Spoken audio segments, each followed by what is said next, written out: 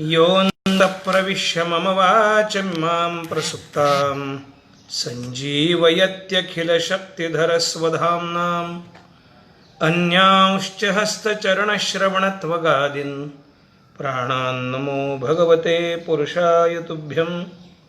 यदक्षरमनाख्येयम् आनन्दमच केवलं श्रीमन्यवृत्तिनाथेति ख्यातं दैवतमाश्रयेत्। गुरुरित्याख्ययालोके साक्षात् विद्या हि शाङ्करी जयत्याज्ञानमस्यै दयार्द्रायै निरन्तरम्। सार्धं केनं च कस्यार्धं शिवयोः समरूपिणो ज्ञातुं न शक्यते इति द्वैतछलान्मुः अद्वैतमात्मनस्तत्त्वं दर्शयन्तौ मिथस्तरां तौ वन्दे जगतां माद्यो स्त्वयोऽभिपत्तये। मूलायाग्राय मध्याय मूलमध्याग्रमूर्तये क्षीणाग्रमूलमध्याय नमः पूर्णाय शाम्भवे। विश्वोत्पत्त्यादिहेतवे तापत्रयविनाशाय श्रीकृष्णाय वयं नुमः। नारायणं नमस्कृत्यं नरं चैव नरोत्तमं देवी सरस्वतीं व्यास ततो जयमुदीरयेत्। शङ्करं शङ्कराचार्यं केशवं बादरायणं सूत्रभाष्यकृतौ वन्दे भगवन्तौ यं पुनः पुनः। ईश्वरो गुरुरात्मेति मूर्तिभेदविभागिने व्योमवद्व्याप्तदेहाय श्रीदक्षिणामूर्तये नमः। नारायणं नमस्कृत्यं नरं चैव नरोत्तमं देवी सरस्वतीं व्यास ततो जयमुदीरयेत्। गोपाल कृष्ण भगवान की जय। आज भक्तिसुधामृत या फेसबुक पेजवर श्रीमद्भागवतातल्या विविध गीतांपैकी असणाऱ्या रासपंचाध्यायीच्या अंतर्गत येणाऱ्या श्रीमद गोपी गीतावर काही चिंतन करावं अशी वेदमूर्ती भक्तपरायण ऋषिकेश महाराज जोशी यांच्याकडनं आली। गुरुवर्य श्री गुरु श्री चैतन्य महाराजांनी हा विषय माझ्याकडे द्यावा म्हणून त्यांना सुचवलं। वास्तविक श्रीमद्भागवताच्या संबंधानं भावगत झाल्याशिवाय बोलता येत नाही। कोरोनाची ही अत्यंत विपरीत अशी असणारी चाललेली वाटचाल गेल्या 3.5 महिन्यांपासून तुम्ही आम्ही सर्वजण एका वेगळ्या मानसिकतेतनं जातो। पंढरीची वारी आज पूर्ण झाली, पौर्णिमा आहे, गुरुपौर्णिमेचा उत्सव। आज काला घेऊन बरेच वारकरी आपल्या घरी परतत असत। यंदा मात्र सगळं पंढरी क्षेत्र सुनसुन आहे। भगवंताला सुद्धा या बाबतीत कुठेही करमत नाही हे निश्चित आहे। आपल्यापेक्षाही त्याची अवस्था तर खूप बिकट आहे, कारण त्याच्या अंतःकरणाची विरह व्यथा जाणण्याकरता कोणीही उद्धव सध्या त्याच्या जवळ नाही। वृष्णींना सखा असं ज्याचं वर्णन आहे ते भक्त श्री उद्धव, ज्यांनी भगवंताकडनं ज्ञान भक्ती आणि त्याबरोबर ज्ञानोत्तर भक्तीचाही भाव घेतला। तसा उद्धवांसारखा अधिकारी आज कोणीही जवळ देवाच्या नाहीत। देवाचं हृदय त्याच्याशी संवाद साधण्याकरता केवळ आईसाहेब भगवंताजवळ आहेत। ज्ञानोबाराय तुकोबारायांसारखे महात्मे द्वादशीलाच निघून गेल्यानंतर काय व्याकुळावस्थेत भगवान असतील, आपल्याला त्याच्या दर्शनाशिवाय करमत नाही आहे।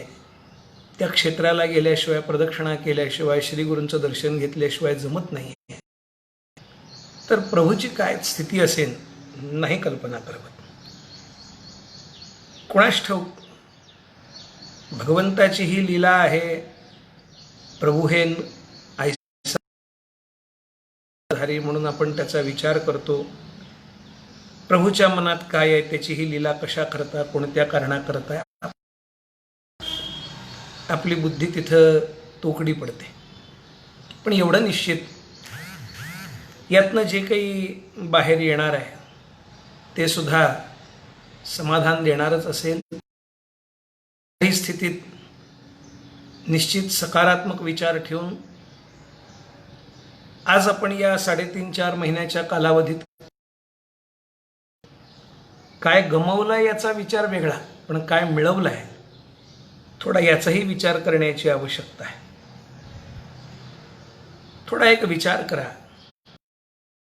भगवान व्रजातून गेलेत, मथुरेला राहिले, पुढे द्वारकेला गेले.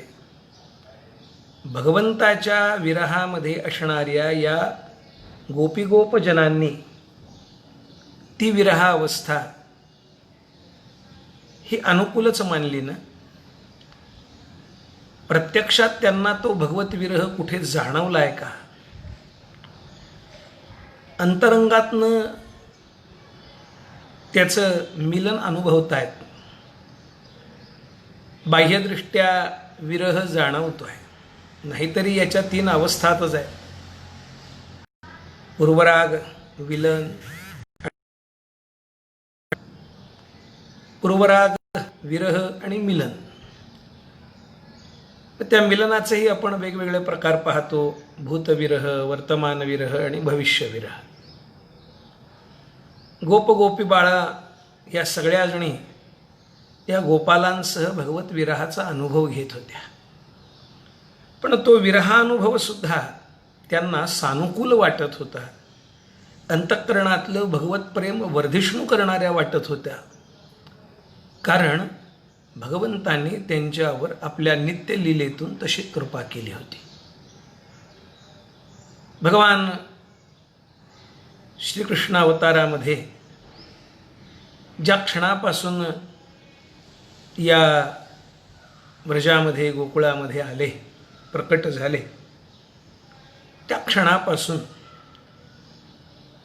इंदिरा म्हणजे लक्ष्मी ही कायमस्वरूपी वास्तव्यात आली. चिंता ते पळाली गोकुळा बाहेरी, प्रवेश भीतरी केला देवे. चिंता संपली, चिंता निघून गेली. ज्याचा विचार आपण करणार आहोत त्या गोपीगीताचं पहिलंच वाक्य आहे: जयति तेधिकं श्रयत इंदिरा शश्वदतरही. अत्र शश्वत स्वरूपानं त्या ठिकाणी कायमस्वरूपी ही इंदिरा, ही लक्ष्मी, ही सुलक्ष्मी राहण्याकरता आली. लक्ष्मी म्हणजे काय हो? व्यवहाराच्या दृष्टीनं जिला पैसा म्हटला जातो ती लक्ष्मी का? जे द्रव्य मिळवल्यानंतर त्याच्या माध्यमातून, त्याच्या योग्य त्या विनिमयातून आपल्याला मिळणारं समाधान आणि त्या समाधानाचं कारण असणारं आपापल्या आजूबाजूच्या ज्यांच्याकरता आपण तो खर्च केला आहे त्यांचा मिळणारा स्नेह, तर जड आहे. त्या संपत्तीचा, त्या वैभवाचा उपयोग केवळ इहलोकापुरता आणि प्राण शरीरात आहे तोपर्यंत. पण त्या माध्यमातून मिळलं जाणारं समाधान, मिळवलं जाणारं समाधान, पैशानं समाधान मिळत नाही, नीट लक्षात ठेवा. पण द्रव्य आपल्याजवळ असलं, त्याचा योग्य त्या पद्धतीनं, उचितकाली, उचित स्वरूपानं आपण त्याचा विनियोग करू शकलो, देहापुरते का होईना, पण जे आपले स्वकीय आहेत, स्वजन आहेत, संबंधीजन आहेत, त्यांच्याकरता, देवाकरता, देशाकरता, धर्माकरता त्याचा योग्य तो विनियोग करू शकलो आणि त्यातून मिळणारी यश असेल, कीर्ती असेल, मिळणारा स्नेह असेल, आपुलकी असेल, आपलेपणाची भावना असेल, त्यातून कुठेतरी भले ते क्षणभर का असेना पण समाधान आपल्याला मिळतं. आणि ते मिळालेला क्षणाचं समाधान जोडत जोडत जोडत जोडत आपण आपलं आयुष्य समृद्ध, सुफल आणि उन्नत करण्याचा प्रयत्न करत असतो. अर्थात लक्ष्मी ही या स्वरूपानं विचारात घेतली पाहिजे की जिच्यामुळं आम्हाला स्नेह मिळतो, जिच्यामुळं आम्हाला प्रेम मिळतं, भले ते आसक्ती रूपानं का असेना. कारण तीच आसक्ती पुढे जाऊन जेव्हा भगवत विषयक बनते तेव्हा बाधक असणारी आसक्ती ही या भक्तिशास्त्राच्या दृष्टीनं आम्हाला भगवंतापर्यंत, त्या व्यापकापर्यंत घेऊन जाते आणि आमचं अंतःकरण विशाल व्यापक बनवते. जी ज्ञानाची भूमिका आहे ती सहजतेनं त्यानं प्राप्त होते. कारण ज्ञानोबाराय म्हणाले, ऐसे व्यापक ज्ञान भले जयाचे हृदयाते गिवसिता आले, तयाची समता दृष्टी बोले विशेष काय. कारण त्याचा व्यवहार, त्याचं बोलणं चालणं एका वेगळ्या अवस्थेत असतं. ही अवस्था त्यानं अनुभवलेल्या वेगवेगळ्या या तिन्ही अवस्थांमुळे आलेली अनुभूतीत नसते. कारण त्यानं पूर्वरागही, विरहही आणि मिलनही तिन्ही अनुभवलेलं आहे. रासपंचाध्यायी हे तर श्रीमद भागवताचे पंचप्राण मानलेत. सर्व 18 पुराणांमध्ये महापुराण म्हणून दशलक्षणांनी युक्त असणारं श्रीमद भागवत आहे. सर्ग, विसर्ग, इतिहास, ऊती अधिक सगळी लक्षणं आहेत, मग त्याचा विचार करायचा नाही. पण पंचलक्षणं ज्या पुराणांची त्यापेक्षा 5 लक्षणं या ठिकाणी विशेष आहेत. इथे निरोध, मुक्ती, आश्रय आदी करून 5 विशेष अजून वाढलेत.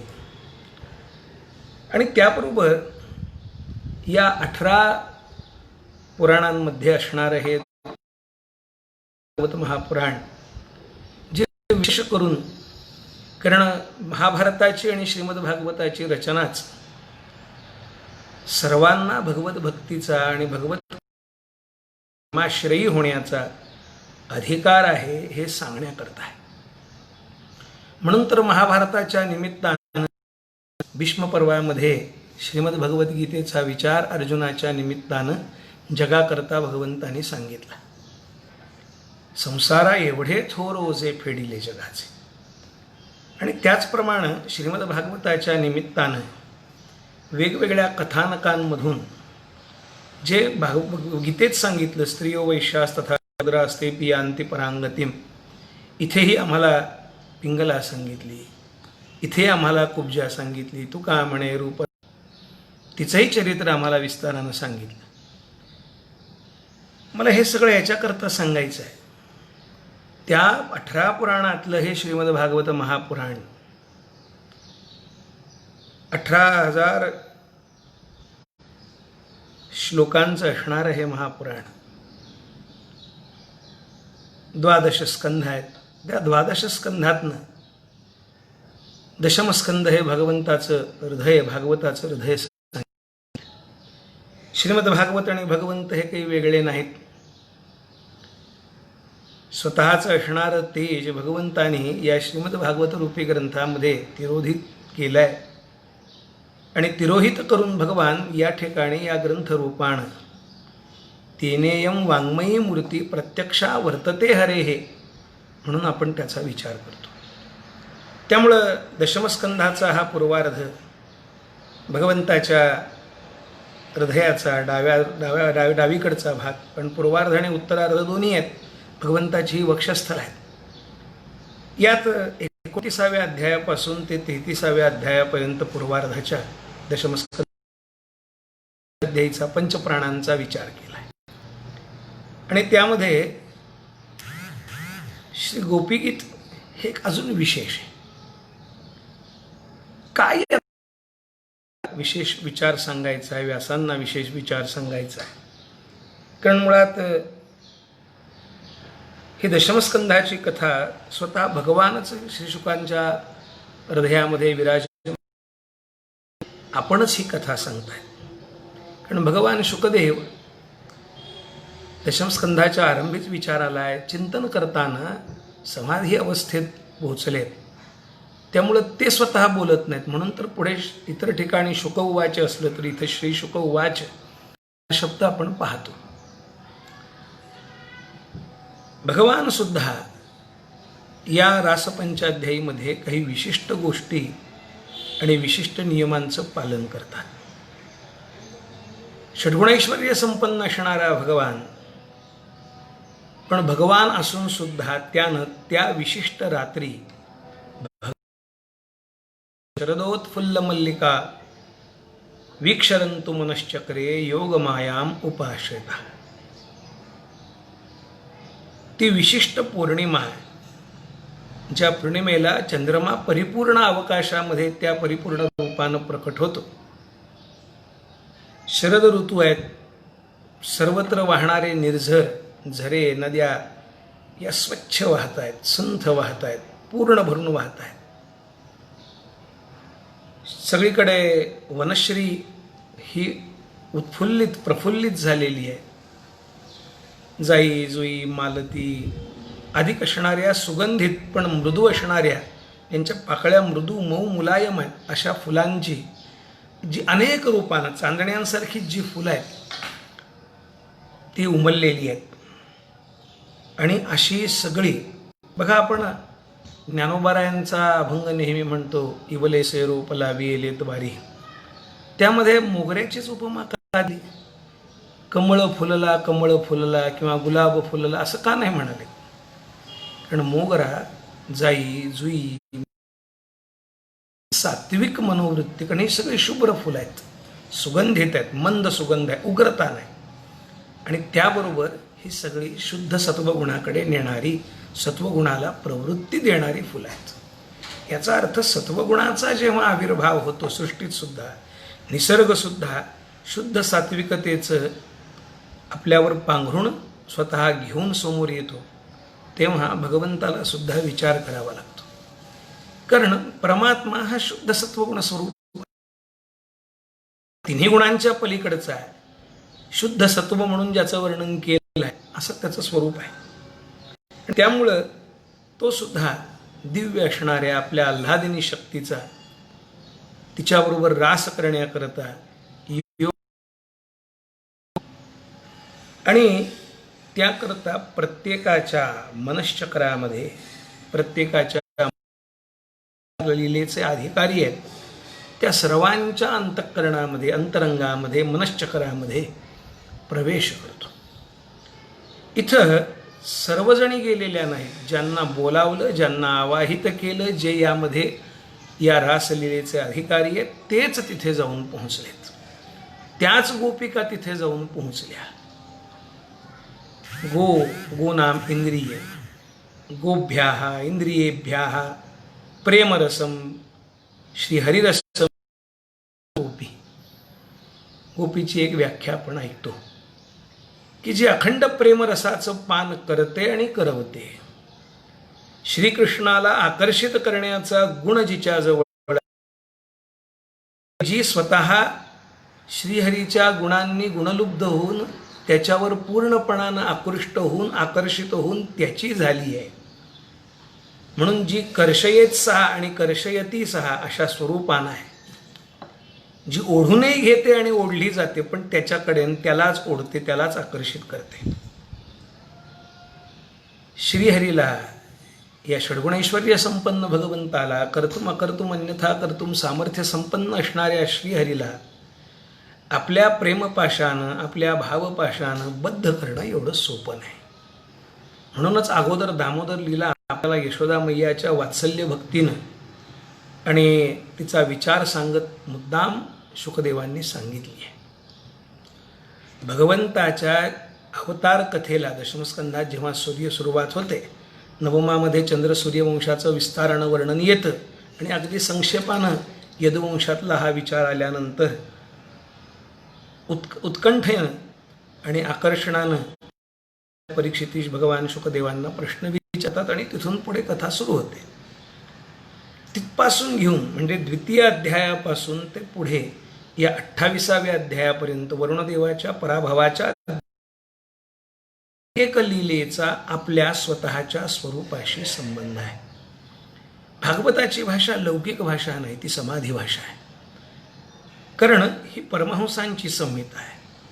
खरं तर याचा विचार सांगण्याचे अधिकारी हे परमहंस त्यागी विरक्त महात्मेच आहेत. विरक्तो वैष्णवो विप्रो वेदशास्त्र विशुद्धीकृत असं ज्यांचं स्वरूप आहे, हां, तो वक्ता कार्येती निस्पृहा म्हणून दृष्टांत कुशलो धीरो वक्ता कार्येती निस्पृहा म्हणून त्याचा विचार केला आहे. त्यात त्यांना प्राप्त आहे. तीव्र वैराग्यानं जे संपन्न आहेत असे जे महात्मे आहेत शुकदेवांसारखे, ज्यांना आपल्या अंगावरची लंगोटी केव्हा गळून पडली याचं सुद्धा भान नाही आहे, ज्यांच्याजवळ स्त्री पुरुष कुठल्याही प्रकारचा भेद नाही आहे, असेच भगवान शुकदेवांसारखे वितराग शिरोमणी अधिकारी खऱ्या अर्थानं श्रीमद भागवत सांगण्याचे अधिकारी आहेत. खरं तर आपण केवळ त्या अर्थाच्या जवळ जाण्याचा क्षुद्र प्रयत्न करतो, याच्या पलीकडे आपण काही करत नाही. कारण जो भाव शुकदेवांना अभिप्रेत आहे, जो भाव भगवान वेदव्यासांना अभिप्रेत आहे, तो भाव आपल्याकडे कशा पद्धतीने येईल? कारण या गोपिका साध्या नाही, तो मदर्थे त्यक्तदेहिका अशा स्वरूपानं असणारे आहेत, ज्यांना भगवंतानं बोलावलं की आपल्याला जायचं हे माहिती. खरं तर आपल्यालाही माहिती आहे कालरूपानं कालदूत येतील आणि ज्या क्षणी तो बोलवेल तेव्हा आपल्याला जायचं आहे, पण याची जाणीव आपल्याला प्रतिक्षणी आहे का? किंबहुना तो बोलवणार आहे याची जाणीव ठेवून क्रिया चालू आहेत का? गोपिकांचं तसं नाही आहे. कात्यायनी व्रत केल्यानंतर या 5 वर्षाच्या कुमारी भगवंताकडे काय मागतात, भगवतीकडे काय मागतात? कात्यायनी महामाये महायोगिन्यधीश्वरी नंदगोपसुदाम देवी पतिम मे कुरुते नमः म्हणून जेव्हा प्रार्थना करतात, भगवान स्वतः सांगतात मी तुमच्या या सेवेनं, तुमच्या या भावानं परिपूर्ण झालो, तृप्त झालो, तुम्ही काळजी करू नका. यथायोग्य वेळी मी तुम्हाला बोलवीन, तोपर्यंत धीर धरून आणि माझ्यासाठी म्हणून तुमचे प्राण तुमच्या शरीरात तुम्ही धारण करून राहा. कारण तुम्ही तर तसं पाहिलं तर निवृत्त्या ध्यानमंगल आहात. माझ्या स्वरूपाचं मंगलमय असणारं ध्यान करून त्या मंगलमय स्वरूपाला तुम्ही केव्हाच प्राप्त झालेले आहे. आता खरं तर माझी प्राप्ती तुम्हाला व्हावी असं म्हणणं चुकीचं आहे. मी तुम्हाला होईन असं म्हणणंही चुकीचं आहे. मी काही तुमच्यापासून वेगळा आहे का? तेव्हा तुम्ही एवढं करा, जोपर्यंत मी स्वतः आवाहित करत नाही. कारण मला अजून तसा रास जी नित्यलीला आहे ते करण्याचा अवसर प्राप्त झाला असं अजून वाटत नाही. कारण सूक्ष्मसुद्धा वासना मध्ये नसावी. म्हणून तर मनोगत आणि बुद्धिगत कामाच्या नाशाकरता चंद्र आणि सूर्यवंशाच्या कथा सांगितली.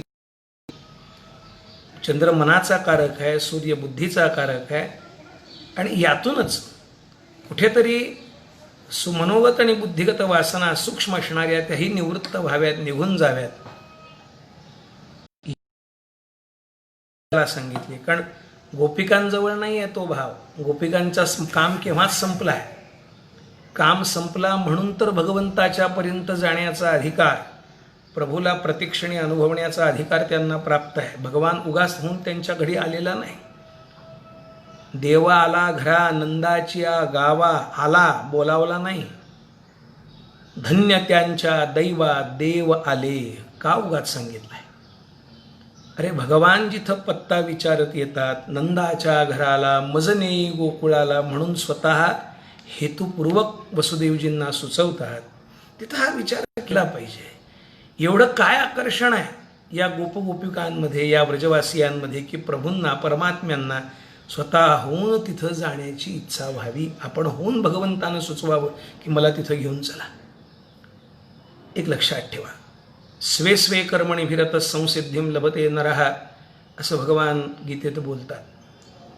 जे का वर्णविशेषे भागा आले ते कर्म जेव्हा मनुष्य निष्ठेनं करतो, श्रद्धेनं करतो, भावनापूर्वक करतो, कुठल्याही प्रकारचा कंटाळा किंवा इतरांचा विद्वेष न करता करतो, श्रुती स्मृती पुराण याच्या सांगितलेल्या आज्ञेनुसार त्याचं वर्तन असतं. भगवान पुंडलिकाला भेटायला आलेत, दर्शनाला आलेत, पुंडलिकाचे भेटी परब्रह्म आले का?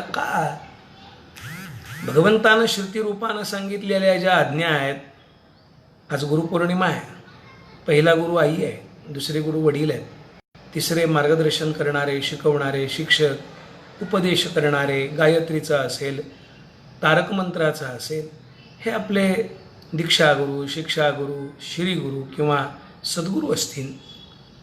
या सगळ्यांचा विचार त्यांनी सांगितलेला जो विचार आहे, ग्रंथ आहे, गुरु आहे, श्रुती ही गुरु आहे, नाही श्रुती परवती माऊली जगा म्हणून त्याचा विचार सांगितला.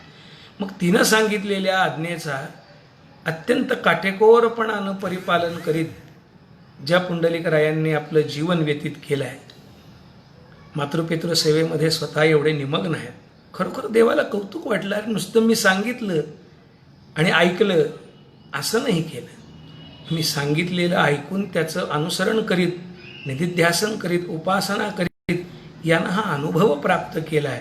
खरोखर हा कौतुक करण्याच्या पात्रतेचं आपण कौतुक करण्याकरता गेलो पाहिजे. भगवान आलेच. आल्यानंतर पुढचं मला काही सांगायचं नाही, कारण माझा पुढं विषय अजून वेगळा आहे, आपल्याकडे वेळ मर्यादित आहे. पण एवढं निश्चित की जेव्हा भगवान तिथं गेले, पुंडलिकरायाचं ते कौतुक पाहून भगवान स्वतःला विसरले ना. या परमात्म्याच्या दर्शनाकरता जन्मानुजन्म जन्म जन्म मुनी जतन कराई, पण त्यांना दर्शन होत नाही. ते भगवान उभे आहेत पुंडलिकरायाला दर्शन देण्याकरता म्हणून. अजूनही 28 युग झाली आणि विटेवर उभे आहेत. कुठलं काय असं दिव्य आसन दिलं आहे, सुवर्णाचं सिंहासन केलं नाही. आमचा पांडुरंगराय परमात्मा, आमचा परमात्मा बहुभोळा आहे, भोळ्या भाविकांचा देव आहे आणि भोळा देव आहे. त्यामुळे साहजिक मला सांगायचं याच्याकरता, भगवान आले आहेत गावांच्या या व्रजामध्ये, गोकुळामध्ये, ते याच कारणाकडून आलेत की हे सगळे आपापल्या नियमात वागत आहेत. गोसेवा चालू आहे, आपल्या आईवडिलांची सेवा चालू आहे, वडिलांच्या आज्ञेत राहत आहेत, आलेलं काम आनंदानं निष्ठेनं करत आहेत. कुठल्याही गोष्टीचं वैषम्य, आपल्याकडे काही गोष्टीची कमतरता याची जाणीव गावातल्यालाही नाही. नंदबाबा आणि यशोदा मैयांनी आता आम्हाला संतती नाही म्हणून आम्ही काय केलं पाहिजे हे नाही विचारलं कधी कुणाला. उलट रोहिणी मातेला पुत्र झाला हे पाहून मग गोकुळवासियांना, व्रजवासियांना वाटले करू आपल्या नंदबाबा यशोदा मैयाच्या मांडीवर खेळलं तर किती बरं होईल, यांना असं एक संतती हवी. म्हणून मग त्यांनी शांडिल्यांना विचारलं आणि त्यानंतर शांडिल्य करायला सांगितलं. मग त्यावेळेस सगळ्या गावकऱ्यांनी, कारण यांनी सांगितलं सकामतेनं आम्ही व्रत करणार नाही, आम्हाला तशी अपेक्षा नाही, आणि ही सगळी आमचीच लेकरं आहेत की तुम्ही कुणाचे आहात. तेव्हा सगळ्या गावांनी सांगितलं नाही नाही बाबा, आमच्याकरता तुम्ही व्रत केलं पाहिजे, आम्ही सुद्धा करू. आणि असं गर्गसंहितेत आलेलं आहे की सगळ्या गोकुळांनी व्रत केलं, गोकुळवासियांनी व्रत केलं, पशुपक्षाधिकांनी सगळ्यांनी व्रत केलं. म्हणून हे सगळे भगवत दर्शनाचे अधिकारी ठरले. नव्हे नव्हे यांच्या या दिव्य प्रेमाला पाहून, या समर्पणाला पाहून भगवान आकृष्ट झाले. कारण परमात्मा केवळ प्रेम आणि प्रेमानंच आकर्षित होतो. बहुभावाचा भुके सांगितलंय ना, प्रेमसूत्र दोरी नेतो कडे जातो हरी. प्रेमसूत्र दोरीनं परमात्मा बांधला जातो आणि तो भक्ताला नेतो तिकडं भक्त जातो, आणि भक्त जिकडं नेतो तिकडं श्रीहरी जातो. परस्पर असा भावसंबंध आहे. तेव्हा देवी आम्हा तया परस्परे बाहेर नामाचाचे अंतरे वाचून आतुवट वस्तू विचारे. मी त्याची की मी तुझे नाही, ते केवळ प्रेमच आहे. आणि त्यामुळं त्या प्रेमाचं दिव्य दर्शन घडवण्याकरता दुसऱ्या अध्यायापासून ते 28व्या अध्यायापर्यंत प्रत्येक लीलेतून सूक्ष्मातिसूक्ष्म असणारा काम, कुठल्याही प्रकारची वासना असो, पूतनेच्या उद्धारापासून सगळा विचार लक्षात घ्या. आणि म्हणून रासपंचाध्यायीमध्ये त्याही लीलांचा पुन्हा क्रमानं उल्लेख आलेला आहे की या गोपिका ती भावावस्था जगतात, या पूर्ण आणि परिस्थितीतून जातात, या सगळ्या लीला अनुक्रमानं त्या अनुभवतात. आणि अनुभवल्यानंतर मग मात्र जेव्हा त्यांच्या हे लक्षात येतं की आपल्याला जिथून आपण याच्या अन्वेषणाकरता, संशोधनाकरता निघालो तिथेच जाऊन थांबावं लागणार आहे. कारण यांच्याजवळ एवढं सूक्ष्म अभिमान निर्माण झालेला भगवंताला जाणवला. भगवंताला सगळं सहन होतं. बघा, भगवंताने अगोदर यांचा मानभंग केला नाही असं नाही. जेव्हा भगवंतानं योग्य वेळ आली हे लक्षात आलं आणि वेणुनाद करून आवाहन केलं, वर्धनम व्रजस्त्रिया कृष्ण गृहीत मानसः, ज्यांच्या मनाचा ताबा भगवान श्रीकृष्णांनी घेतला होता आणि ज्यांचं मन भगवंताविषयी केलं होतं, त्यांना भगवंतानं बोलावलेले हे स्वर त्यांच्या नावाचे ऐकू गेले आणि त्याच निघाल्या, एकट्या निघाल्या. जहुर गुणमयम देहम क्षीण प्रक्षीण बंधना, गुणमयी देहाचा त्याग करून, म्हणजे लौकिक देहानं गेल्या नाहीत, स्वरूपानं तिथपर्यंत जाऊन पोहोचल्या. निघाल्या त्या एकट्या, वेगवेगळी कामं करत होत्या. कोणी स्वयंपाक करत होत्या, कोणी दूध काढत होत्या. वर्णन केलेलं आहे, मला तेही सांगायचं नाही की अगदी अंजन्त्य काश्चलोचने, कोणी स्वतःचा शृंगार करत होत्या. जायची, कारण आजची रात्र आहे, शरद पौर्णिमेची रात्र आहे, तो केव्हाही बोलवेल. संध्याकाळपासून, सकाळपासून सूर्योदय झाल्यापासूनची ओढ आहे, सायंकाळ झाली आहे, आता हा नक्की बोलवेल, केव्हाही बोलवेल. म्हणून आपली सर्व कामं लवकर आवरून, घरातल्या सर्व जबाबदाऱ्या पूर्णपणानं पार पाडून, कुठलीही जबाबदारी न टाळता मग या निघाल्या. तेवढं लक्षात ठेवा. भगवंता काम, म्हणजे मला तर आश्चर्य वाटतं की भगवान व्यासजी आणि शुकदेवांच्या मुखातनं एवढे बारकावे का देत आहेत, आम्हाला हे सांगतायत. यांनी कुठलीही जबाबदारी टाळलेली नाही. आपापल्या कर्माची जे भाग्यवशात प्राप्त झालेलं आहे, ती जबाबदारी यांनी पूर्ण पार पाडली आहे. नंतर पुढे हे निघाल्या. मग भले हात कुणाचा, कारण शेवटी लिंपन करत होती, चूल सारवत होती, त्यामुळे तिचा हात त्या पोतेऱ्यानं, त्या शेणानं तसाच भरलेला होता. लिंपंत्य प्रमृजंत्योन्या, कोणी भांडे घासत होती, राख्यानं भरलेला हात तिचा तसाच होता. कोणी कंजन्त्य काष्ठलोचने, डोळ्यात अंजन घालत होती, तशीच होती. पण ज्या क्षणी भगवान श्रीकृष्णांनी केलेलं आवाहन ऐकू आलं, त्या क्षणानं असेच जे काही हातात होतं ते तसंच तिथे सोडून त्या तिथून निघाल्या. त्यांना अडवलं नाही असं नाही, अडवणाऱ्यांनी अडवलं पण. ता वार्यमाणा पतिभी पितृभी भ्रातृबंधुभी, पण नाही, भगवंतानी त्यांचं चित्तहरण करून घेतलेलं असल्यामुळं गोविंदा परतात्मानो नन्यवर्तंत मोहिता, एवढ्या मोहित झालेल्या होत्या की त्या थांबल्या नाहीत. त्यांचा अपमान केला नाही, पण त्या थांबल्याही नाहीत, म्हणजे देहानं राहिल्या की घरी.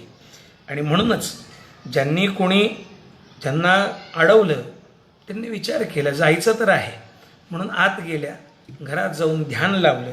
आणि ध्यान लावल्यानंतर कृष्ण तद्भावना युक्त दध्युर्मिलित लोचना, हा भगवंताचं ध्यान तन्मयतेनं करायला लागल्या. असह्य वेदना त्यांच्या अंतःकरणात निर्माण झाल्या आणि त्या तीव्र वेदनाच्या, त्या विरह वेदनाच्या ज्वालांनी त्यांच्या अंतःकरणामध्ये निर्माण झालेल्या हृदयातल्या त्या व्यथा एवढ्या व्यापक होत्या की त्यांचं पाप भस्म झालं. विरह कशामुळे होतो, काहीतरी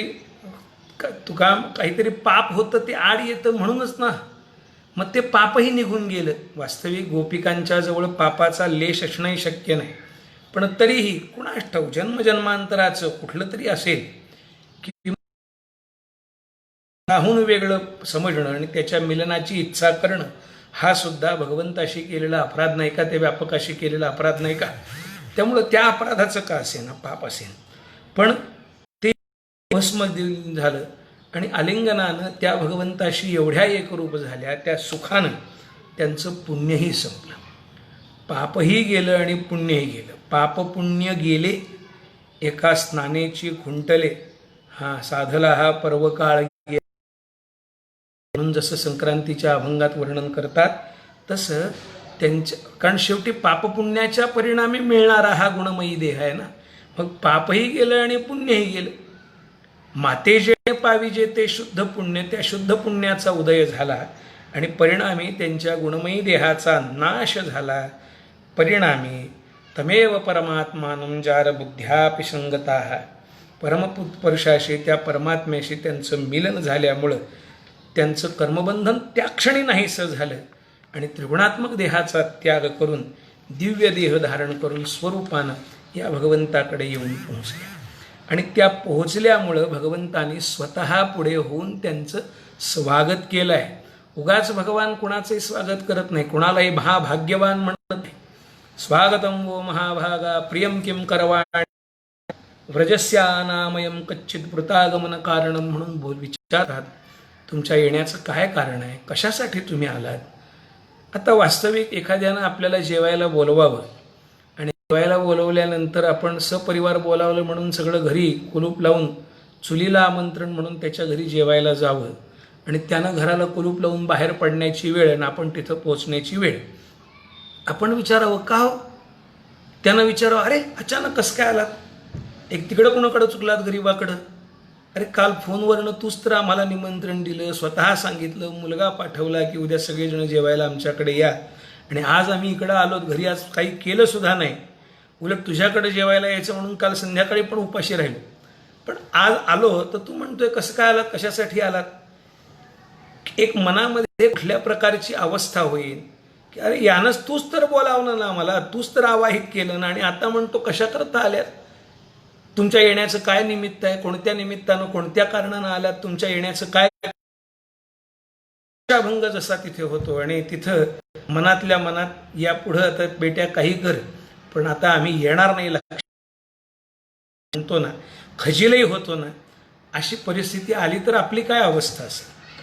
ही तर एक साध्या जेवणाचा विचार आपण करतो, इथं तर ज्या करता जन्मानुजन्म ज्यांना या गोपिकांनी, काही सामान्य गोपिका आहेत का, कोणी श्रुतिरूपी गोपिका आहेत, कोणी ऋषिरूपी गोपिका आहेत, कोणी संकीर्ण मंडळातले आहेत, वेगवेगळ्या, काही कोणी नित्यसिद्ध आहेत, वेगवेगळ्या प्रकारच्या गोपिका आहेत ना. भगवान श्री रामरायांचं स्वरूप पाहिल्यानंतर शूर्पणखेला वाटलं आपल्याला हा पती असावा. भगवान म्हणाले ही इच्छा पुढच्या वेळेस, त्यावेळेस गोपीरूप शूर्पणखा पण आली नाही. भगवत विषयक सद्भाव निर्माण होणं, त्यानंतर काय विपरीत भाव निर्माण झाला त्याचा परिणाम काय, ते रामायण कथा वेगळी. पण असं प्रत्येकाच्या, अरे वनामधनं भगवान माता सीतेबरोबर जेव्हा जातात तेव्हा सीतामाईच्या भाग्याचं हेवा करीत अनेक ऋषींना वाटलं की प्रभूचं हे दिव्य स्वरूप, ही दिव्य संगती आपल्याला प्राप्त व्हावी, म्हणून त्यांनी सुद्धा व्याकुळतेनं इच्छा मिळाला तर आम्हाला दाढीवाल्याचा नको, पण वेणीवाल्या गोपिकेचा मिळाला तर बरं होईल, म्हणून त्यांनी स्त्रीत्वाची अपेक्षा केली.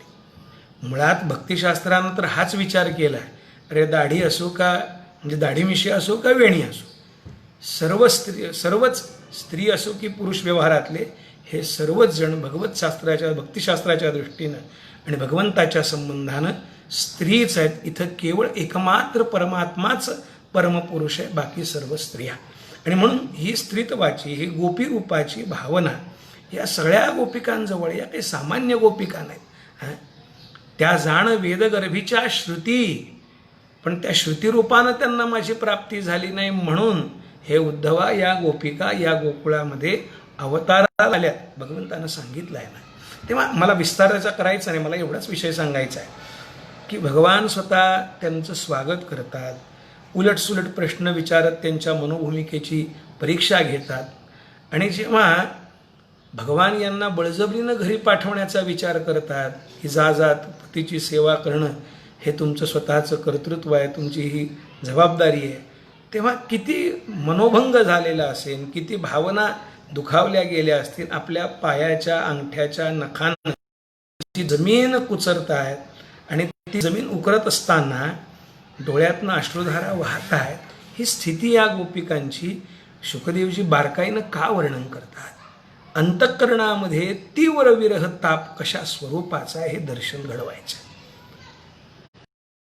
युगलगीताचा विचार झाला आणि तिथून भगवंतानं यांचं इति विक्लवितं तासां श्रुत्वा योगेश्वरेश्वरः प्रहस्य सदयं गोपी आत्मा रामोप्यरिरमत. योगेश्वरांचे ईश्वर असणारे भगवान श्रीकृष्ण जेव्हा या गोपिकांचा त्या गीतातनं अंतरंगातला भाव जाणतात, व्यथा ऐकतात, कारण त्या सांगतात आम्ही आलो आहोत ते सगळं तुझ्याकरता सर्व सोडून आलो. मैवं विभोरति भवान गदितुं नृशंस संस्त्यज्य सर्व विषयान् स्तव पादमूलं भक्त्या भजस्व दुरवग्रहमात्यजास्मान् देवो यथादिपुरुषो भजते मुमुक्ष. आदिपुरुष मुमुक्ष भक्तांची जशी भक्ती करतात, भगवान परमात्मा जसं भक्तांवर प्रेम करतात तसं तुम्ही आमच्यावर प्रेम करा. आम्ही तुमच्याकरता सगळं सोडून आलोत, आम्हाला दुसरा कोणी प्रियतम नाही आहे, आमचे तुम्हीच सर्वजण आहात. आम्हाला बाकी काय अपेक्षा आहे? तुमच्या चरणाची चरणधुली मिळाली तरी आमचं धन्य आहे. तुमचे हे कुरळे केस जेव्हा तुमच्या हवेनं उडतात आणि तुमच्या गालावर फिरतात तेव्हा ते सुद्धा स्वरूप पाहिलं तरी आमचं समाधान होतं. तुम्ही एक कटाक्ष टाकत स्मितहास्य केलं तरी आमचं समाधान होत असतं. आम्हाला बाकी तुमच्याकडनं कुठल्याही भोगाधिकांची आणि अपेक्षा नाही. भोग नव्हे तो भवरोग, आम्हाला हे माहिती आहे ना, आम्हाला त्याची अपेक्षाही नाही. आम्ही तर तुमच्या दासी आहोत. तेव्हा आम्हाला दुसरं काही नको. व्यक्तम भवान व्रजभयारतिहरोभिजातो देवो यथादि पुरुष सुरलोक गोप्ता तन करपंकज मार्त बंधो. हे आर्त बंधो तुमच्या हाताचे, तुमचं हे करपंकज आहे, करकमल आहेत, आमच्या हृदयावर ठेवा. बस तप्तस्तनेषु शिरस्सू च किंकरीणाम. आम्ही तर तुमच्या दासी, मस्तकावर तुमचे हात ठेवा. बस त्यानं आम्हाला कारण आम्हाला तुमची सन्निधता अनुभवायची आहे. तुम्ही जवळ आहात मान्य आहे, हृदयस्थ आहात हे मान्य आहे, पण ते आहेत ही अनुभूती आमच्या जवळ नाही आहे, ती आम्हाला हवी आहे. आणि तेव्हा भगवान सगळ्यांचे आत्माराम स्वरूप असणारे त्यांच्याबरोबर रममाण झाले. पण जेव्हा त्यांच्या ठिकाणी तो अभिमान निर्माण झाला की बघा प्रत्येकीच्या बरोबर भगवंतानं रूप धारण केलं. परमात्मा तर अनेक रूप धारण करतो ना. हरी अनंतच, हरी अनंत रूपानं अनंत वेशानं सगळ्या ठिकाणी विद्यमान आहेच. त्यामुळे भगवान या प्रत्येकांच्या बरोबर झालेत. अनेक रूप धारण त्याला करता येतात. त्यानं ती धारण केली आणि भगवंतानी या सगळ्यांच्या अंतःकरणात त्या पूर्ण करण्याचा प्रयत्न केला. यमुनेच्या वाळवंटामध्ये येऊन आणि भगवंताने ही लीला सुरू केली. लीला सुरू केल्यानंतर बरं गोपिका निघाल्या घरातनं तेव्हा एक एकट्या होत्या. रस्त्यावरनं चालायला लागल्या तेव्हा प्रत्येक घरातल्या ज्यांना बोलावलाय अशा गोपिका त्यांना मिळाल्या आणि मग त्यांचा एक यूथ समूह तयार झाला. अशा या वनितांचा एक यूथ नाही तर गल्ली गल्लीतनं भगवंताकडे निघालेल्या, या व्रजमंडलाकडे निघालेल्या, रासमंडलाकडे निघालेल्या गोपिकांचे शेकडोच्या शेकडो समूह. गोपी म्हणजे वृत्ती आहे आणि ही वृत्ती जेव्हा परमात्म्याच्या दर्शनाच्या भेटीच्या उत्कंठेनं बाहेर पडते अशा सर्व उर्मी, सर्वेंद्रियांच्या सर्वांच्या उर्मी एक दिश होऊन भगवंताकडे आणि प्रवाहित होतात. सर्वेशा मनसो वृत्ती. तेव्हा तो शुद्ध भक्ती प्रवाह भगवंताकडे जातो. शेकडो शेकडो समूह आणि असे भगवंताकडे जातात. वनिता शतयूथ पहा, शेकडो शेकडो समूहानं या आणि शेकडो शेकडो गोपिका भगवंतापर्यंत येऊन पोहोचल्या. भगवान प्रत्येकांबरोबर जेवढ्या गोपी तेवढी रूपधारण करतात आणि या सगळ्यांचं उत्तम भयन रतिपतीम रमयांचकार. हा रतिपती असणारा म्हणजे कामदेवाला सोबत घेऊन भगवान या प्रत्येकांचा प्रेमभाव उत्तेजित करीत त्यांना रममाण करायला लागले, रमवू लागले. आता वास्तविक भगवान श्रीहरी हे अनासक्त आहेत, कशातही आसक्त होत नाही. परंतु गोपींना जेव्हा एवढा मान मिळाला तेव्हा त्या आपण या सगळ्या त्रिभुवनामध्ये सर्वश्रेष्ठ आहोत असं समजू लागल्या की परमात्मा श्रीहरी आपल्यात किती आकृष्ट आहेत. म्हणजे कळत न कळत पुन्हा एक लक्षात ठेवा, हा सूक्ष्म दोषसुद्धा येतो. मग वास्तविक भगवदर्शन व्हावं ही उत्कंठा अंतःकरणात असणं स्वाभाविक आहे. पण ती उत्कंठा मलाच दर्शन झालं पाहिजे आणि मग मी दर्शनालाच करणं. आपण पहा पांडुरंगासमोर आपण गेलो दर्शनाला, दर्शनाला जाईपर्यंत भले आपण 24 तास रांगेत उभे राहू किंवा वशिल्यानं जाऊ, कसंही जाऊ, पण जेव्हा गेलो दर्शनाला त्याला दर्शन पायावर डोकं ठेवायचं, नमस्कार करायचा, देवाकडे पाहायचं आणि बाजूला व्हायचं. मागं गर्दी आहे, वारीची वेळ आहे. पण मग आपल्याला तसं वाटत नाही. मग आपल्याला वाटतं मला पाहू दिलं पाहिजे. पाठीमागच्या त्या सिक्युरिटीनं बाजूला आपल्याला केलं मेजरनं की आपल्याला राग येतो. कुठे? देवाच्या समोर. अरे तो म्हणता मागचे थांबलेत ना, तुम्ही का आमच्याकडे एवढ्या रागानं पाहता? आमचा तर हा व्यवहार आहे, आमची तर ही ड्युटी, आम्हाला ते करणं भाग आहे. पण आम्ही तुमच्या दर्शनात व्यत्यय आणत नाही, पण पाठीमागही बरेच आहेत. पण अशा वेळेस वाटतं नाही मी पुढे असलो पाहिजे, मला दिसला पाहिजे देव, आणि त्याकरता बाकीच्यांना ढकलून पुढे जाण्याची आपण घाई करतो ना. हे जसं आहे तसं प्रत्येकीला वाटलं ना की भगवान आपल्याला दिसला पाहिजे, श्री आपल्याच बरोबर आहे, मग आपण भाग्यवान, तशी आपली सेवा आहे, आपलं प्रेम त्याच्यावर तसं आहे, आपण तसं केलंच त्याच्याकरता. आणि भगवंताला हे सगळं आवडलं तरी ही गोष्ट आवडत नाही. आणि त्यामुळे आत्मानं मे निरे स्त्रीणाम मानिन्यो भेदिकम भुवी. भगवंतानं पाहिलं यांना मिळालेले हे भाग्य त्यांच्या सेवेनं मिळालं असेल, त्यांच्या समर्पणानं मिळालं असेल, त्यांच्या स्वतःच्या उपासनेनं मिळालं असेल, पण हे भाग्यसुद्धा टिकवता आलं पाहिजे. यांना भाग्याचा अभिमान झाला, गर्व निर्माण झाला आहे. तासाम तत्सौभगमदम वीक्षमानम च केशव. देवाला हेच आवडत नाही आणि म्हणून देवानं तो मान जावा, अभिमान संपावा म्हणून प्रशमाय आणि त्या मानखंडनातनं पुढे, कारण शेवटी ते माझेच आहेत, त्यांच्यावर कृपा केली. तिळभरी जरी होय अभिमान, मेरू तो समान भारदेवा. तुका म्हणे अभिमान नारायणा न सोसे. देवाला आवडत नाही, कुणाजवळ देवाला स्वतःजवळ झालेला आवडत नाही तर. आणि भगवान म्हणून मानभंग करतात आणि त्याचबरोबर प्रशमन जसं करतात तसं प्रसादही देतात. कारण शेवटी कितीही झाले तरी माझ्या संबंधानं यांच्या ठिकाणी अभिमान निर्माण झाला आहे ना, मग तो घालवून, हे तर मुळातच शुद्ध आहेत पण यांना प्रसादही दिला पाहिजे. म्हणून भगवान प्रसाद आय तत्रैवांतरधियत, अंतर्ध्यान झाले. पुढे काय झालं हे सगळं आपल्याला त्या आणि 30व्या अध्यायामध्ये आलेला विस्तार, मला तोही विचार सांगायचा नाही. एवढं निश्चित की या सगळ्या गोपी शरीरातनं प्राण जाव्यात इतपत अवस्थेला आल्या. सगळीकडे कृष्णान्वेषण कातर होऊन सगळीकडे शोध घ्यायला लागल्या. घेता घेता अगोदर तर वृक्ष, वल्ली, झाडं, म्हणजे झाडं, पशु, पक्षी यांना सगळ्यांना विचारलं. सगळ्यांना विचारल्यानंतर हळूहळू आठवत आठवत आठवत आठवत आपण रासलीला करण्याकरता आलेलो होतो, भगवंतानं बोलावलं होतं म्हणून. आणि आता आपण त्याचं अन्वेषण करत होतो म्हणून मग खूप आत आत आत आत गूढ गंभीर असणाऱ्या त्या वनामध्ये आत शिरायला. एक लक्षात ठेवा, नका जाऊ आडराने नुमगे खरे बुडाल. गहनारण्ये घनांधकारे बंधुजनाये स्थिता गौहरे तत्र मया संचरणीयम. हा विचार आपल्या अंतःकरणात असला पाहिजे. गहनारण्य आहे ना, किती आत जावं तुम्ही, जेवढं खोल जाल तो तुमचा भाव मात्र, म्हणजे कुठल्याही बाबतीत असो, ज्ञानमार्गाच्या असो की चिकित्सा त्याची करायला लागाल, तो तुमची भावशुद्धताही आणि मर्यादित होत राहील. तुमच्याकडे एक प्रकारची रुक्षता येत राहील आणि ती रुक्षता येऊ नये असं जर वाटत असेल तर त्याकरता एवढंच एक केलं पाहिजे बस. अंतःकरणातली ही भावधारा अखंड वाहिली पाहिजे म्हणून प्रयत्नशील राहिलं पाहिजे.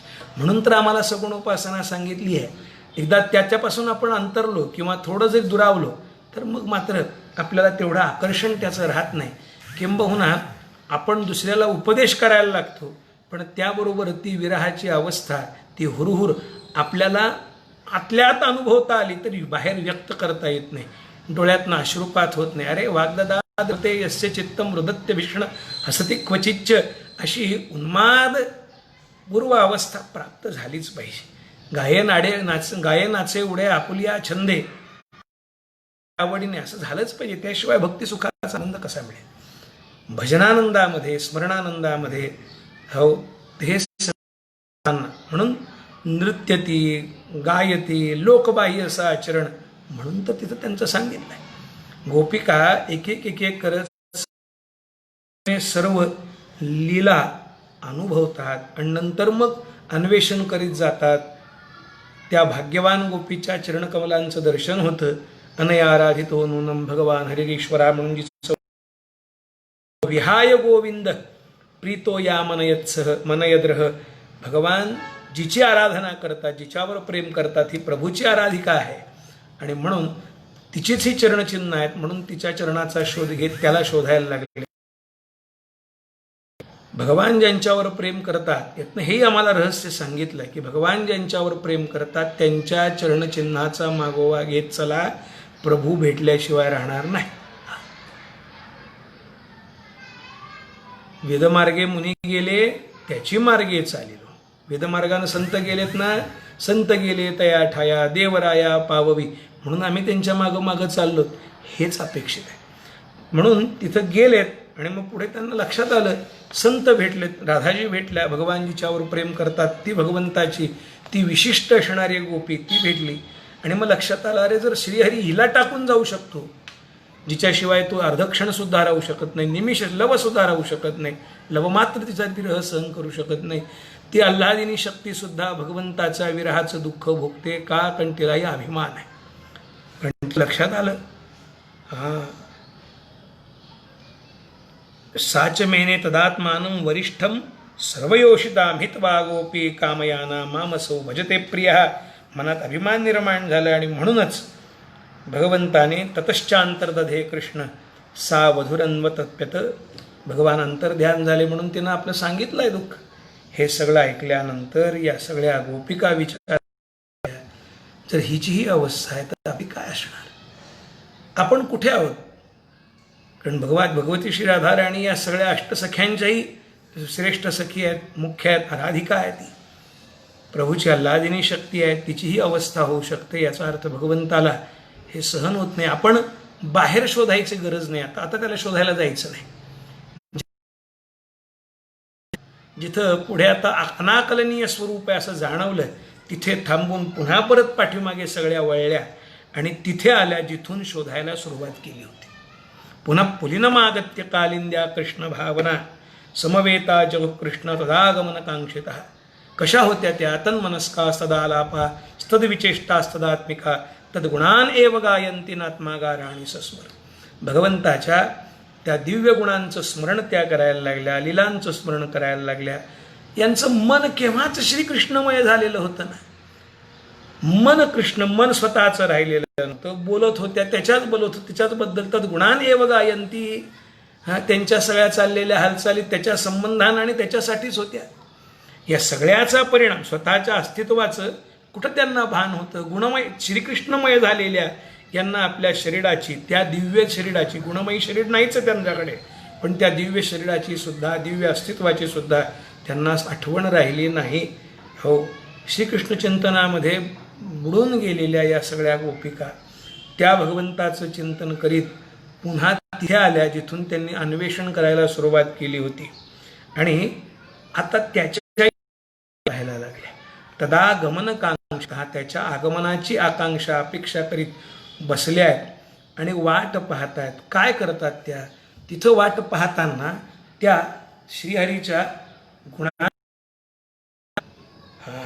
समवेता जगकृष्णम कालिंद्या कृष्ण भावना म्हणून तिथे आल्या. पुन्हा यमुनेच्या त्या तटावर, त्या दिव्य असणाऱ्या क्रीडास्थळीवर, आणि त्यानंतर श्रीहरीच्या दिव्य गुणांचं गायन करायला लागले.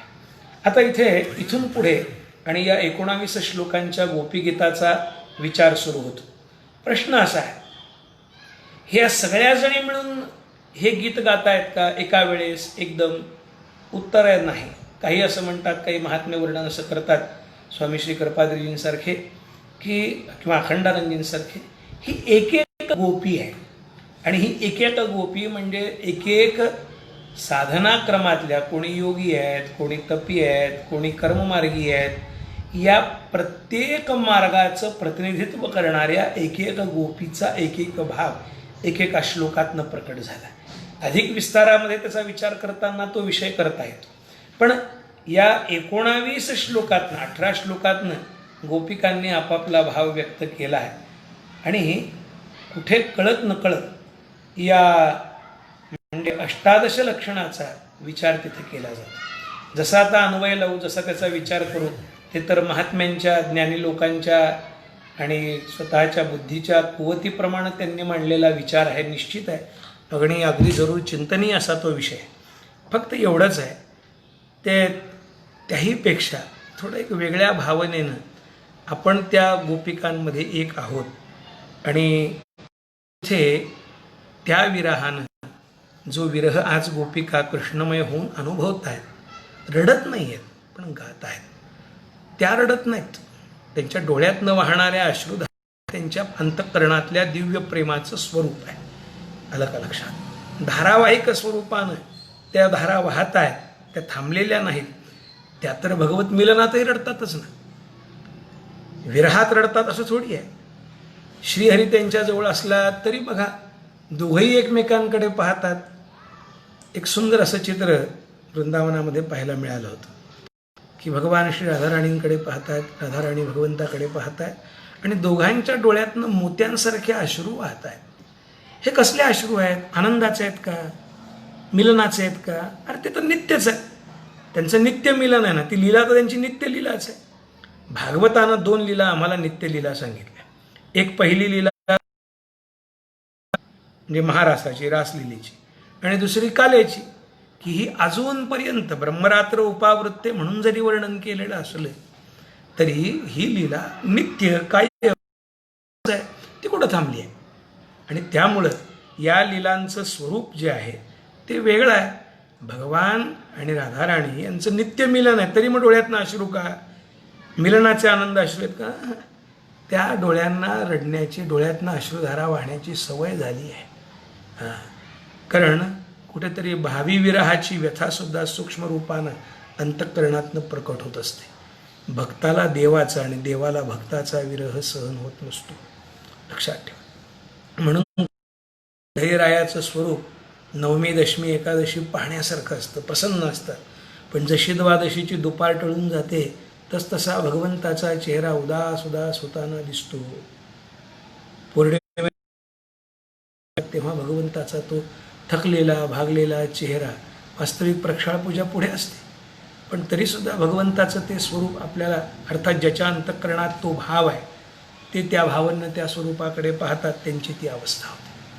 तसंच या गोपिकांचं आहे. त्यामुळे या रडत आहेत, पण रडत आहेत म्हणजे आक्रोश करत नाही.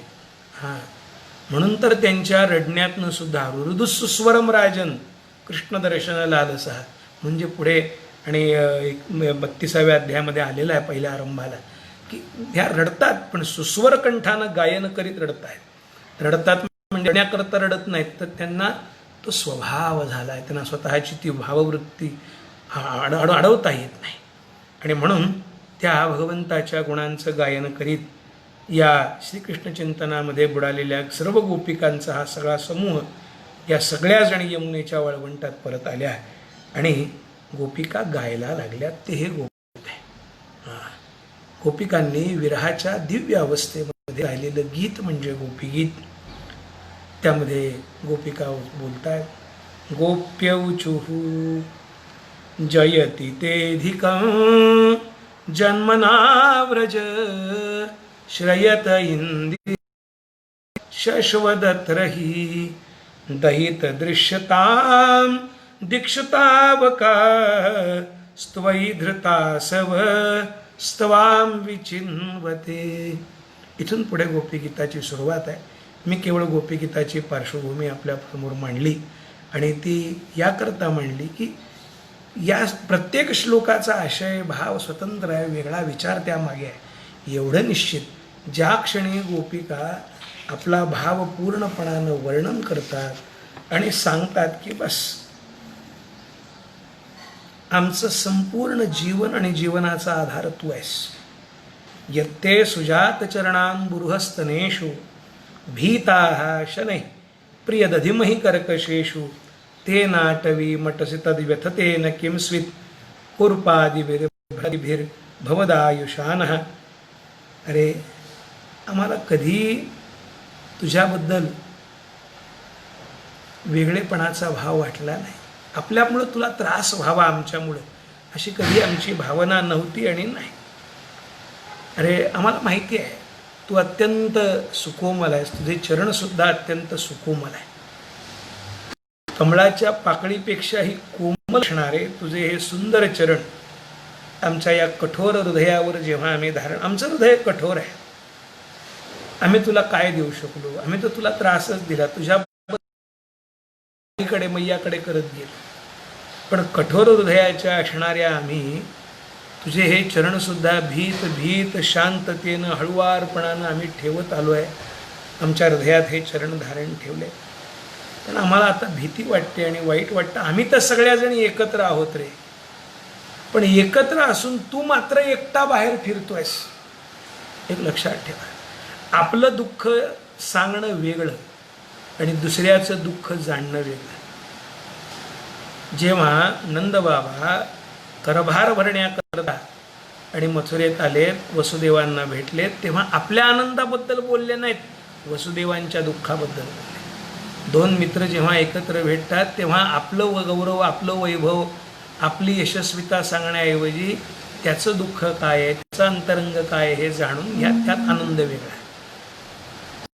इथे जेव्हा गोपिका स्वतःचं दुःख विसरून भगवत दुःखाचा विचार करायला लागल्या की अरे आपण त्याच्या विरहाने एवढ्या व्याकुळ झालो, आज दुपारी चैतन्य महाराज जेव्हा बोलत होते, खरी गोष्ट आहे, आपण आपला विचार त्यांच्यावर लादतो, पण त्यांचा विचार, त्यांचं अंतःकरण कधी कोण जाणणार आहे? आपल्याला पंढरीला वारीला जाता आलं नाही, महाराजांना भेटता आलं नाही, दर्शन घेता आलं नाही, याचं वाईट वाटतंय. पण एवढ्या सगळ्या शिष्यांना त्यांना भेटता आलं नाही.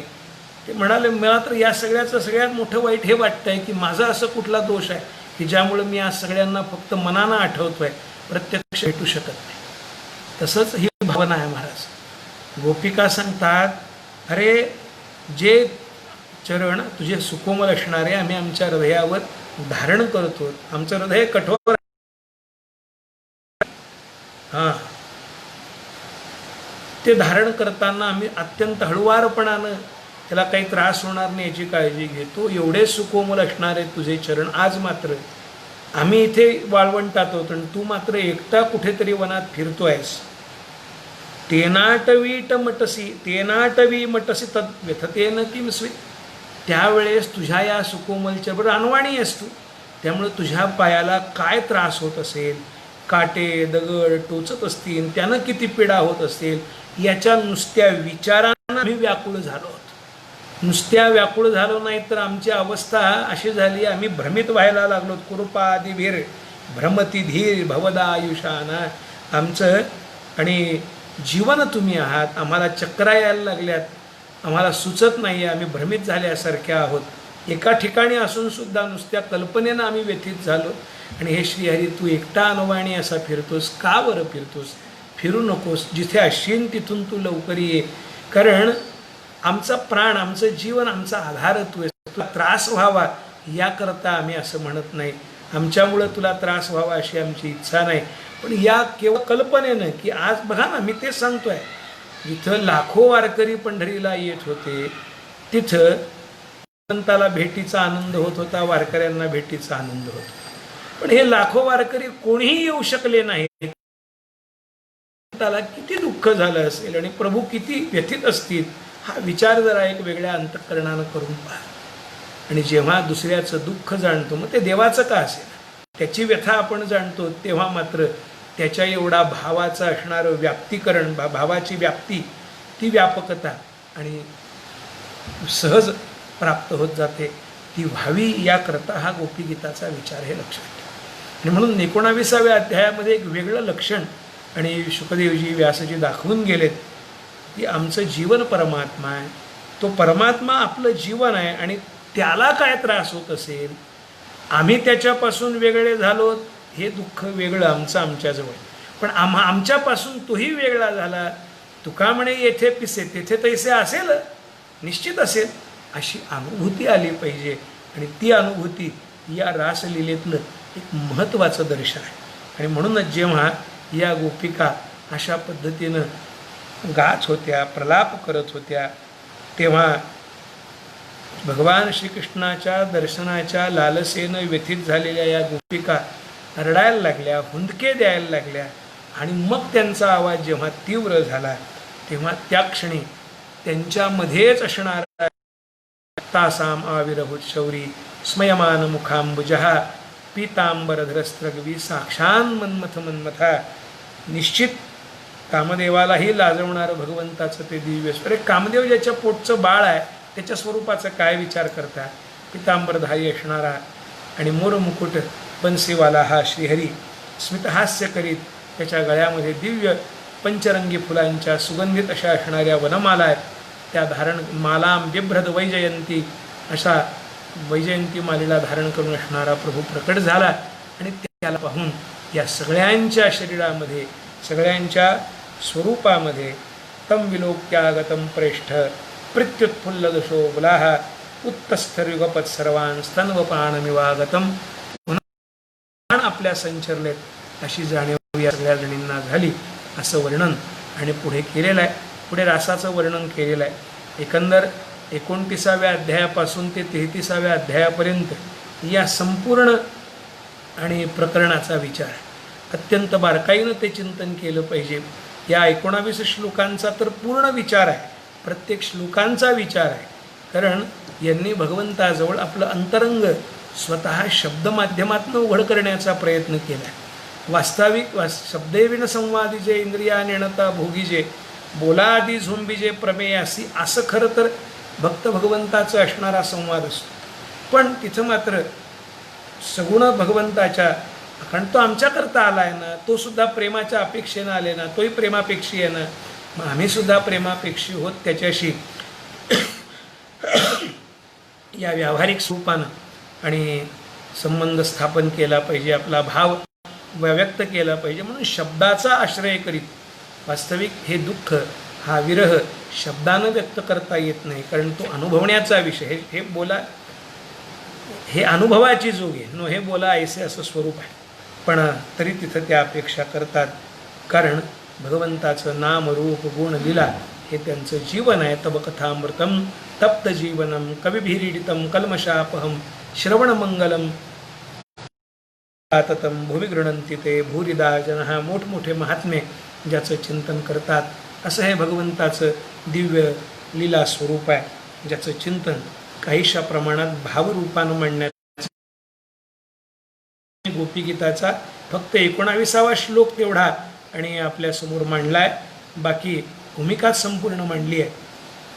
पुढे जेव्हा केव्हा वेळ येईल तेव्हा मुद्दाम गोपीगीताच्या एक एक श्लोकाचा सुद्धा विचार आणि जरूर करूयात. तोपर्यंत आपणा सर्वांची रजा घेतो.